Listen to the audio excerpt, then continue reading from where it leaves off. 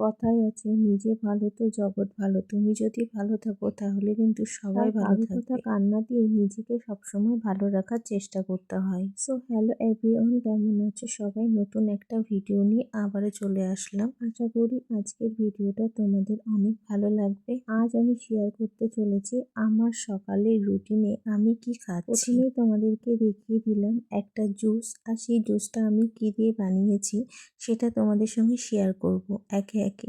তার আগে বলে নিই, আজকে বানিয়েছি খাবারে ওটসের পরোটা আর 2টো ডিম সিদ্ধ।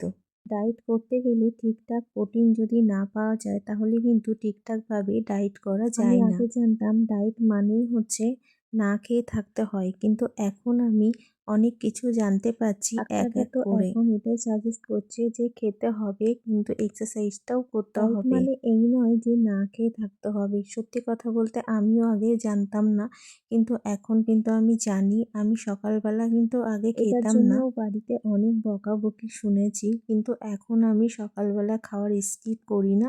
আমি কিন্তু এখন সকালবেলা খেয়ে নিই। আমাদের সকালের খাবারটা কিন্তু ভীষণভাবে প্রয়োজন।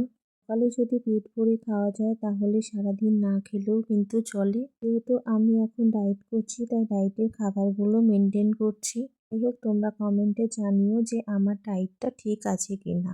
এবার চলে আসি আসল কথা, যে এই জুসটা আমি কি দিয়ে বানিয়েছি। এই জুসটা বানিয়েছি আমি গাজর আর বিট আর লেবু আর একটুখানি আদার রস দিয়ে। তোমরা চাইলে আদার রস নাও দিতে পারো। লেবুর জায়গায় যদি আমলকি দেওয়া যেত তাহলে কিন্তু আরও বেটার হতো।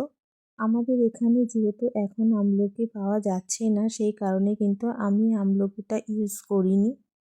তোমরাও চাইলে এই জুসটা খেতে পারো। এই জুসটা শুনেছি খেলে অনেক উপকার হয়, তবে এত কিছু আমি তোমাদেরকে ডিটেলস বলতে পারবো না। তবে আমি যেটুকু জেনেছি সেটুকুর জন্যই আমি কিন্তু আজকে এই জুসটা খাচ্ছি। তবে হ্যাঁ, আমার শরীরে অনেক রক্ত কম আছে বলে তাই এই জুসটা আমাকে কিন্তু খেতে বলেছে।